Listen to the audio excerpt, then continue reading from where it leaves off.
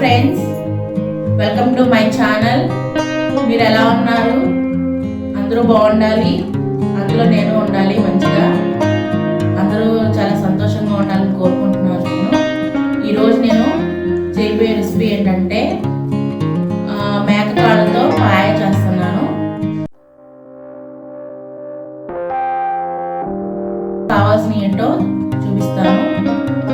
ఇప్పుడు ముందుగా ఏంటంటే మనకి కాళ్ళు కావాలి, మేక కాళ్ళు.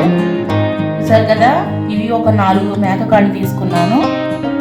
ఈ విధంగా చేసుకోవాలి, క్లీన్ చేసుకోవాలి ఇవి. తర్వాత ఒక 2 ఉల్లిపాయలు తీసుకున్నాను, కరివేపాకు, కొత్తిమీర, పచ్చిమిర్చి ఒక 5 పచ్చిమిర్చి తీసుకోండి. దీంట్లో కొంచెం కొబ్బరి, కొంచెం జీడిపప్పు, అల్లం వెల్లుల్లి పేస్ట్ పెట్టుకోవాలి. పసుపు, గరం మసాలా, కారం, ఉప్పు, ఆయిల్. ఇప్పుడు మనం వీటి తయారీ విధానం చూద్దాము. ఇప్పుడు మనం ఈ కర్రీ అనేది కుక్కర్లోనే పెట్టుకోవాలి. ఎందుకంటే అవి కొన్ని లేత కాళ్ళు ఉంటాయి, కొన్ని ముదిరి కాళ్ళు ఉంటాయి. మ్యాక్సిమం ఈ పాయ కుక్కర్లో పెట్టుకుంటే తొందరగా ఉడుకుతుంది. మనకి కుక్కర్ లేకపోతే అదే మామూలుగా గిన్నెలో పెట్టుకుని వండుకోండి. కుక్కర్ అయితే తొందరగా అయిపోతుంది అనమాట. మామూలుగా వండుకుంటే చాలా టైం పట్టేస్తుంది. ఇప్పుడు మనం స్టవ్ వెలిగించుకుని ఇది హీట్ ఎక్కే వరకు ఉంచుకోవాలి. ఇప్పుడు మనం కుక్కర్ పెట్టుకున్నాం కదా, హీట్ ఎక్కింది. ఇప్పుడు మనకి దీనికి కావాల్సిన ఆయిల్ వేసుకుందాము. కర్రీకి సరిపడా సరిపోతుంది. ఇప్పుడు ఆయిల్ కాగింది. ఇప్పుడు వీటిలోకి పచ్చిమిర్చి, ఉల్లిపాయలు, కరివేపాకు అన్నీ వేసుకోవాలి. ఇవన్నీ వేసేసుకుని ఇవి బాగా వేగాలి. ఇవన్నీ ఎర్రగా వేగాలన్నమాట. ఇట్లా మధ్య మధ్యలో కలుపుకుంటూ ఉండండి, లేకపోతే మాడిపోద్ది ఉల్లిపాయలు. ఈ విధంగా ఇట్లా వేయించుకోవాలి. ఇప్పుడు మనం అల్లం, ఎల్లుల్లిపాయ, కొబ్బరి, జీడిపప్పు వేసిన పేస్ట్ వేసుకున్నాము.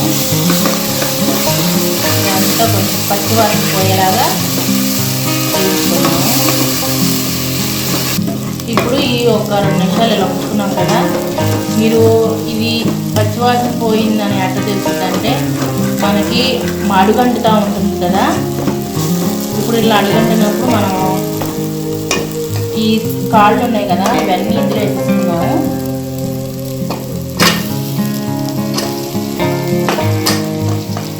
ఇవన్నీ వేసేసుకుని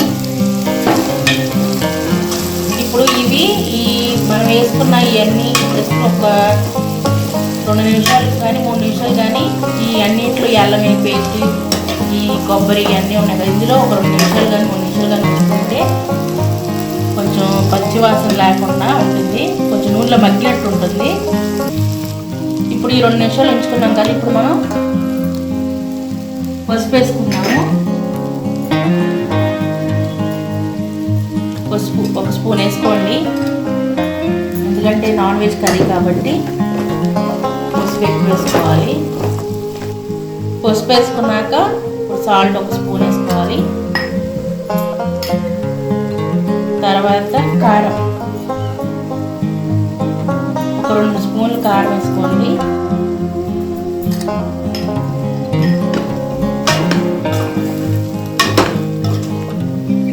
గరం మసాలా ఒక స్పూన్ గరం మసాలా వేసుకోండి. వేసుకుని కొద్దిగా కొత్తిమీర,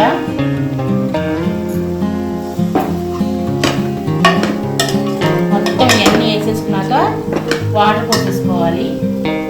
దీంట్లో నేను 2 లోటాలు వాటర్ పోస్తాను. ఇప్పుడు ఇంకొక లోటతో పోద్దాం, చాలు. ఇంకా మనం ఒక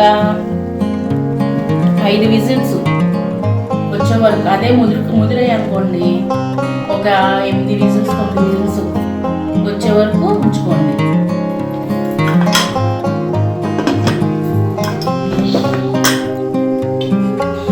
ఇప్పుడు కరెక్ట్గా ఒక 4 నుంచి 5 విజిల్స్ రానిచ్చాను. ఇప్పుడు మనం ప్రెషర్ అంతా పోయే వరకు ఉంచి చూసారు కదా, ఇలా రావాలి కర్రీ. ఇప్పుడు మనం ఒక్కసారి స్టవ్ వెలిగించుకుని ఇదిగోండి చూడండి, ఇట్లాగా ఈ విధంగా ఉండాలన్నమాట, కొంచెం సూప్గా. ఇప్పుడు ఒకసారి చూద్దాము. కరెక్ట్గా సరిపోయినాయి అన్నీ. ఇదిగోండి ఈ విధంగా ఉడకాలి. ఇప్పుడు మనకి అక్కడక్కడ చూసాక బోన్స్ కూడా కనపడుతున్నాయి. ఇలా బోన్స్ కనపడితే మనకి ముక్క అనేది ఉడికినట్టు. మీకు ఇదిగోండి ఊరికే చూసారు కదా ఉడికిపోయింది. మనం దీంట్లో కొంచెం కొత్తిమీర తీసుకొని స్టవ్ ఆఫ్ చేసేసుకున్నాము. అయిపోయింది. చూసారు కదా వేడి వేడి కాల్ షెర్వా చాలా బాగుంటుంది. పాయా కూడా అంటారు దీన్ని. మనం ఇది జలుబు ఉన్నప్పుడు, కొంచెం నోరంతా అదొక టైప్లో ఉన్నప్పుడు తింటే చాలా బాగుంటుంది. ఇది రోటీలోకి బాగుంటుంది, చపాతీలోకి బాగుంటుంది, రైస్లోకి బాగుంటుంది. ఇలా ట్రై చేసుకోండి, చాలా సింపుల్గా ఉంటుంది రెసిపీ. మీకు కనుక ఈ వీడియో నచ్చినట్టయితే లైక్ చేయండి, షేర్ చేయండి, సబ్స్క్రైబ్ చేసుకోండి. Thank you. Bye bye.